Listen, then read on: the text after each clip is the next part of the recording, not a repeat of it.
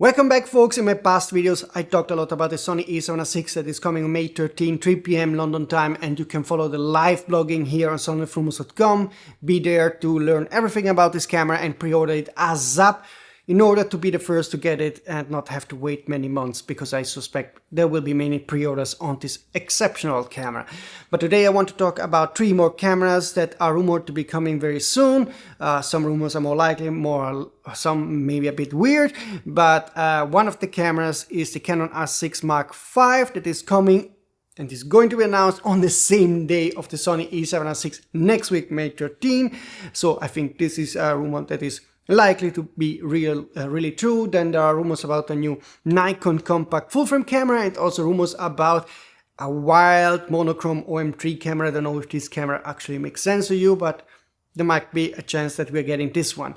Before we talk about all those 3 cameras, a quick reminder to, first of all, like this video to have a YouTube algorithm, subscribe to the channel, hit the notification button to not miss of the upcoming rumors. So let's kick off with the Canon R6 V, because it's coming first. It's coming next week along the Sony a7R6 in 2 separate announcements, of course. It's just a coincidence that both Sony and Canon have chosen the same day. Sony will announce not only a7R6 but also the 100-400 4.5 GM. Canon will announce the R6 V and also new 20-50mm 4.0 PZ lens. And what is this Canon R6 V? It's basically a very compact camera without EVF, according to the rumors, using the same sensor we know from the most recent full-frame Canon cameras, so 32.5 megapixel, 7K open gate, all that stuff.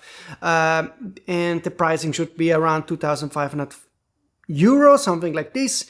And basically it's Canon answer to the Lumix S9, so giving you a compact model without EVF. I don't know if this is something Canon user want, but anyway, the rumors don't say if this camera has IBIS or a fully articulating screen.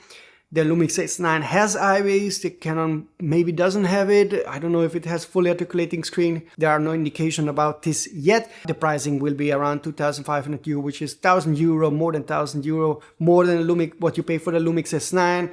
Of course, the Canon has a higher resolution sensor, maybe other features that are more advanced than on the Lumix, but still a pricey camera for something that has no EVF. And I'm a big fan of electronic viewfinders, so I would always love to have them on my camera, but maybe you think differently and maybe this is the camera for you.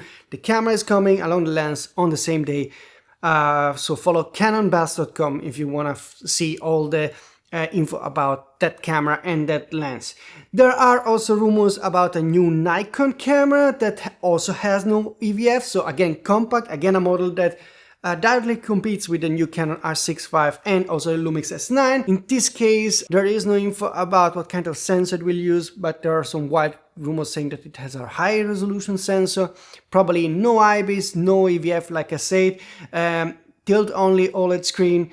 It's sort of a Nikon Z camera, but more photography oriented, and there's no info about the pricing. I don't know if it's a coincidence both Nikon and Canon will launch very similar cameras, but that is what's going to happen. The third camera that is rumored to be announced sometimes this year is maybe, it is a white rumor, a Monochrome OM3 camera. As you know, we got the OM3 2 years ago, then we got the Astro version OM3, and there might be a pure monochrome version of the OM3, and I don't know how reliable this rumor is, and actually I don't know if this is something that makes sense within the Micro Four Thirds community. Monochrome cameras are quite rare, only Leica and Pentax Ricoh do offer such models. They have some advantages. I actually like monochrome, the idea of having a monochrome camera, because it gives you many 2 advantages. You have higher resolution, higher dynamic range, of course, so a better image quality. And also the second is more of a psychological nature. Getting out with a pure black and white camera forces you to think differently about your imaging and your photography, so it restrains you, and this also gives you some freedom to really focus on the black and white nature of things when shooting. So to me it makes sense as a photographer. I just don't know if this is something OM will do, should do. I mean, they're a small company making a new version of OM3 camera with monochrome. Is extremely niche, but still, maybe there's a market for this because there's little competition. So it could sell maybe better than I think. But again, this is a wild rumor and I'm not sure if this is going to be true. What's very true is that aside of those 3 cameras, there will be many more cameras launches, obviously, throughout the year. And what I can tell you now is that I already got info about the next Sony camera announcement that is also very interesting, that should be happening quite soon. So soon after the Sony a7R6 announcement, I will share some rumors about this other camera. And there's also a third Sony camera coming down the road, because actually that's no secret, Sony did officially register 3 cameras in China. So one is the a7R6 and the other one might be some compact aps-c camera and an FX model. I hope it's the FX3 too, and both cameras will be announced very soon in the next couple of months, and I have more info about that for my next videos. Then obviously Panasonic will have major announcements the second half of the year. They also have registered a camera.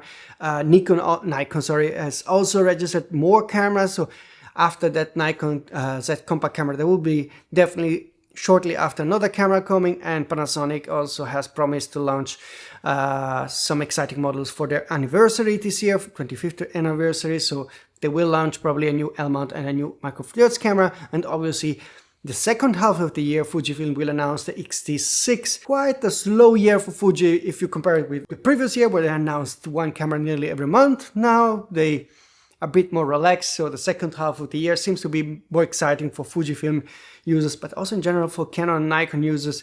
I think the Sony a7R6 is the highlight for the first half of the year. Second half of the year we will get some more stuff from other competitors. Now, if you have more info about all those cameras and lenses and you want to share them, use the email address here and contact form here. I give you the Sony of Rumors Gmail address and the contact form. I have many more email addresses for all different rumor websites, but I don't want to make it difficult for you. So I will read always all the emails from all my rumor websites, but if you send them here, if you send a Nikon rumor or Fujifilm rumor here, no problem, you can do it. And I will then report about this on my rumor websites and obviously on this channel. That's it for today.